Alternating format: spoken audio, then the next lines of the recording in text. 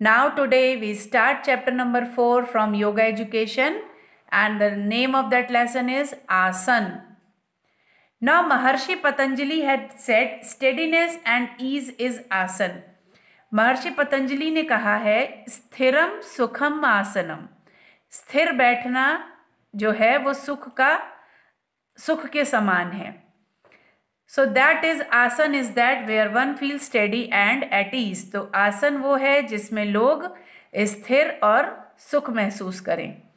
Now bye practising आसन regularly body remains healthy and strong. आसन कि अगर हम रोज़ प्रैक्टिस करें, रेगुलर प्रैक्टिस करें, तो जो बॉडी है वो हेल्दी होती है एंड स्ट्रॉन्ग होती है.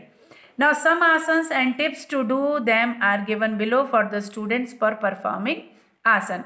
कुछ आसन स्टूडेंट्स आपके लिए यहाँ पर दिए गए हैं जिन्हें आप परफॉर्म कर सकते हैं.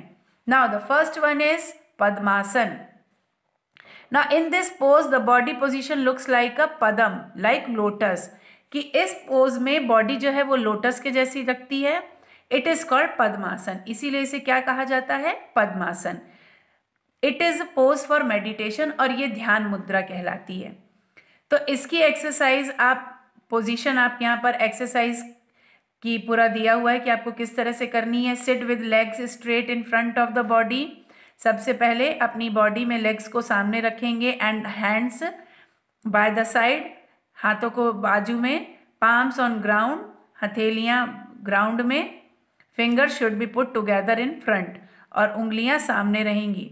Slowly hold the big toe of the right foot left hand. जैसे कि आप पालथी लगाते हैं तो उस तरह से पूरा आसन आपको यहाँ पे शो हो रहा है. Like student you sit like that. Now the Contra indication of that आसन इज, क्या इस आसन को किस तरह से करने, मतलब हमें क्या चीज़ नहीं करनी चाहिए, वो है incomplete posture keeps the spine straight. If there is pain in knee do not perform this asana forcefully and before doing Padmasana one should practise Ardha Padmasana properly. कि इनकम्प्लीट पोस्चर इसमें स्पाइन के लिए नहीं रखना है. अगर आपके नीज में मीन्स घुटनों में दर्द हो तब आसन को फोर्सफुली नहीं करना है. और आसन करने से पहले, पद्मासन करने से पहले व्यक्ति को अर्ध पद्मासन प्रैक्टिस करना चाहिए. अब इस आसन के benefit, this posture makes spine strong and the nerve and muscle of lower part of the trunk supple and strong. कि इस पोस्चर को करने से जो स्पाइन है वो स्ट्रांग होती है, रीढ़ की हड्डी, नर्व और मसल्स जो हैं लोअर पार्ट की ट्रंक की, वो बॉडी को सपोर्ट करती है.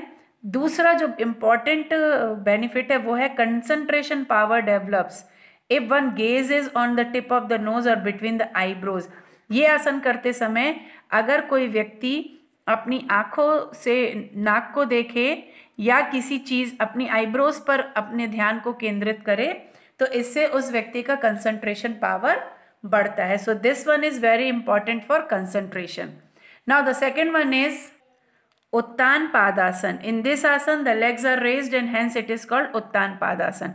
इस आसन के लिए जो लेग्स होते हैं वो ऊपर की तरफ होते हैं, इसीलिए उसको उत्तान पादासन कहते हैं. और इसे हाफ पोज ऑफ विपरीत करनी भी कहा जाता है.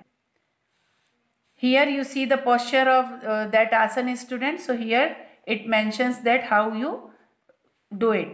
Now the contraindications are do not bend knees and practice it for your capacity. knees को bend नहीं करना है और इसको अपनी कैपेसिटी के अनुसार करना है. दूसरा do not practice if suffering from backache. और अगर पीठ में दर्द हो तो इसे बिल्कुल भी नहीं करना है. And the benefit of that asan is removes constipation, indigestion, etc. कि अगर आपको पेट से संबंधित कोई भी तकलीफ है तो इसमें फ़ायदा होता है ये करने से. Massage the muscles of leg. Legs की मसल्स में मसाज होती है. And remove nerve weakness. और नर्व में जो वीकनेस होती है नसों में वो सारी दूर हो जाती है. So students you have to read about Padmasana and Uttana Padasana which is also called as half pose of Viparita करनी.